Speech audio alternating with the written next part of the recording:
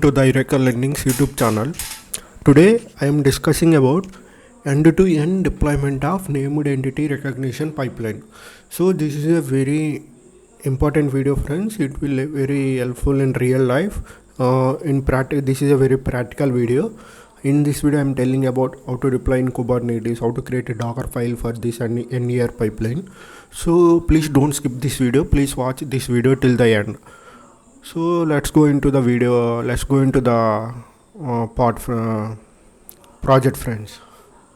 So please install all the necessary dependencies like what and all are we are using, transformer redis, pymongo and sentence piece. So I am installing. After that I am importing those. Okay,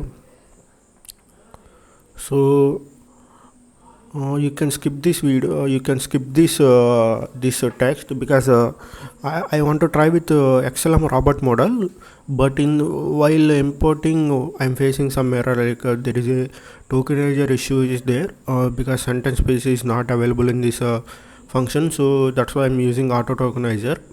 Okay, this is all about importing necessary dependencies, friends. So here I am storing all the data in the MongoDB. From the MongoDB I am retrieving the data. So to connect to MongoDB and to upload data to MongoDB, for Python we have MongoDB Python wrapper that is called pymongo. So we have to install pymongo. I mentioned here already. So first we have to connect MongoDB. So how to connect to MongoDB is pymongo.mongo client, and we have to put MongoDB. If you install MongoDB in your local, you can put like that. Otherwise, if you are doing cloud MongoDB, you have to mention those crates. Okay, Mongo engine and all those things. The stuff will be different. Okay, then you want to create a new database for your task. So that's why I'm creating a named entity as a database. So that's why. So this is the variable, right? Where we get the MongoDB, where we create the MongoDB. So that's why I took the MongoDB client, friends. Then after that we have to create a collection. This is where our data is stored. So collection is, I am putting a name as a sentences. Okay. So DB of sentence, and then it will create a collections, friends. Okay. Then after connect to Redis. Why I am using Redis? Because this NER, while you deploy it, because we are using transformer models, right? There will be latency occurred. To avoid latency, to improve the model should reply fast. So it should not take more time. To avoid that delay, for caching mechanism, I am using Redis. For that, we have to connect to Redis. So localhost, for our purpose only I put the localhost, and a port number we have to define, and database. Okay, so this is the syntax, friend. Redis, and we have to pass these parameters to connect the local Redis. Okay, then we have to load the model. So this one I am doing via xlm-roberta model. So I am defining a model name, tokenizer auto tokenizer dot from underscore pretrained. We have to define the model name in this as argument, and we have to do classification, right? So that's why I'm doing like this, the xlm-roberta for token classification dot from pretrained. So this and all I am using pretrained model, friends. Okay, this is all about loading model. Then coming to the core part, named entity recognition function, how to recognize. So as I mentioned, we are using caching mechanism, right? So we have to check if that entity is already in the cache. If it is there, we can get that result. Otherwise, we can process. Okay, named entity recognition. For that only, there is two conditions will be there. If that entity is already there in the cache, if it's not there, that's why I took two conditions, if and else. If Redis client dot exist of that sentence means you can say entity, I put as a sentence. If it is exist, we have to get the result, friends. Okay, Redis underscore client dot get of that entity. Okay, then I'm returning. So I'm returning using decoding, means to understand the format bias, I'm using UTF-8 encoding. Otherwise, if you want to load into JSON also, you can import JSON library. While in the return, you can write JSON.loads of that cached result. These are the two ways you can do it. I am decoding via UTF-8. Okay, else condition means if that entity is not present in the cache, so we have to pass that sentences to tokenizer. So that's why I'm doing like that. Inputs is equal to tokenizer of sentence return tensor. So I'm using this via TensorFlow, right? That's why I'm putting command as a argument as a return underscore tensors. Okay, STF. Then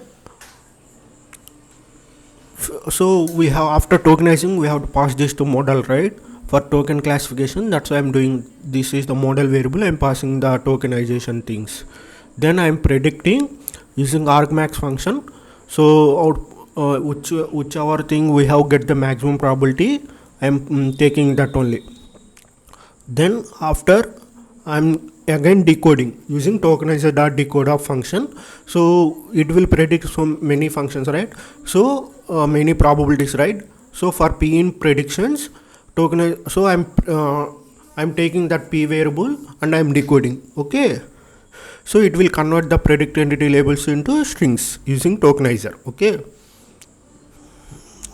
Okay. So this then I'm combining adjacent token with the same entity label, friends. Okay.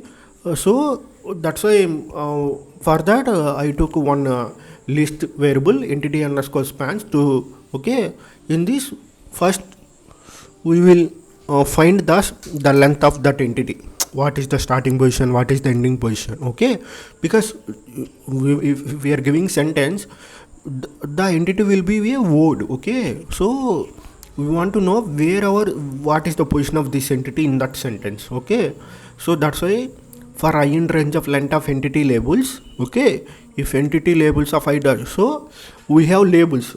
We have, so while training named entity recognition, we will do B I.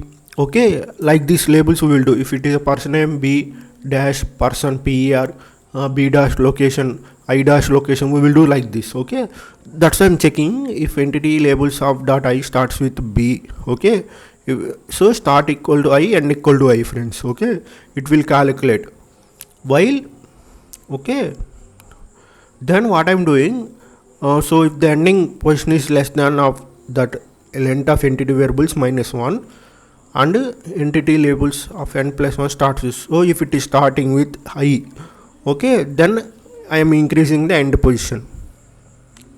Okay, then I am appending all those results to this list variable. Okay, then I am converting that in input IDs. I am decoding those input IDs.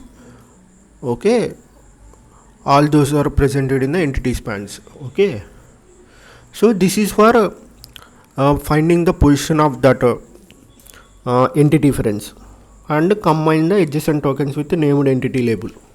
Okay, so then I'm putting all the results in the cache for 1 hour time period.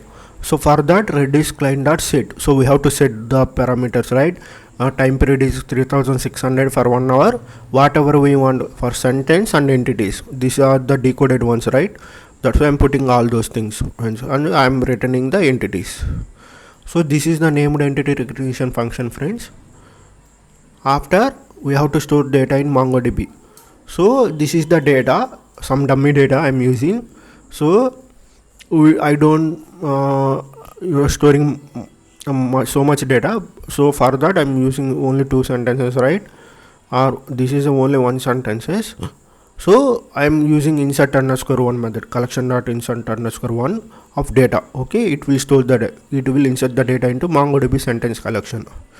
Okay, if you want to retrieve the data, we have to use results is called collection.find. Okay, so it will find all those things which and all are there. So I'm running a loop. So we want results and sentences separately, entities and sentences separately. So I'm taking 2 variables. I'm getting that data to those 2 variables. So same, if that entity is there, I'm printing that cache result. If it is not there, I'm processing the things. Okay, this is up to the main core NLP part, friends. Okay, because we have stored the data, we have extracted the named entity recognition entities, and we have find the land, we have combined the adjacent tokens, and finally we predict the probabilities and we retrieve the data using MongoDB. Okay, then we have to deploy. So for the deploy, so this now I am doing this in the Google Colab, friends. But if you want to do in VS Code or any IDE, you have to create a app.py file, friends. So this code should be in this app.py file, and whatever installation thing dependencies you are doing, all of the import necessary dependencies you are doing, you have to put those in the requirement.txt file, friends. Okay, if you do that, after that we have to create a Docker file. Okay, then how can we do it? So this is the Docker file, friends. So we are using MongoDB Redis. So those are environmental variables, so you can put those in the .env file in the VS Code or any IDE. You have to mention all the host, the port numbers for the Redis and MongoDB. Okay, so this is the Python thing, Docker image. I am taking this 3.0 Slim Buster. I'm using light version, and I'm setting the working directory as a app. Okay, and I'm copying the requirements.txt file, and I'm installing all those pip3 install or requirements.txt. Okay, so all those requirements will be installed in this container, and I'm copying the application code to app file. Okay, because we have created working directory as app in this container. Then I am exporting port to the server. Okay, which server we are using. So we have to set these environment variables, from because we are using MongoDB and Redis, right? So host and port. Okay, and for Redis we have DB also, right? So the DB name is 0. So I am putting all those things. Then we have to run that command, because I mentioned we have to store all the code in the app.py file, right? Finally we have to run this command, python3 app.py file. Okay, so in the requirement.txt file, whichever, as I mentioned, whichever we are using, TensorFlow, Transform, PyMongo, these and all are we are using, right? We have to mention this. Then if you run this container, the automatically Docker will create all these things. Okay, then after that, after creating image, we have to build and run the Docker container using this command, friends. So Docker build, so it will create image with this name, then it will run that image. Okay, these two are very important. After that we have to deploy it using Kubernetes. For Kubernetes we have to create two files, deployment.yml file and service.yml file. So but here I'm showing in the collab, but you can create those two files using any IDE with the extension of .yml, friends.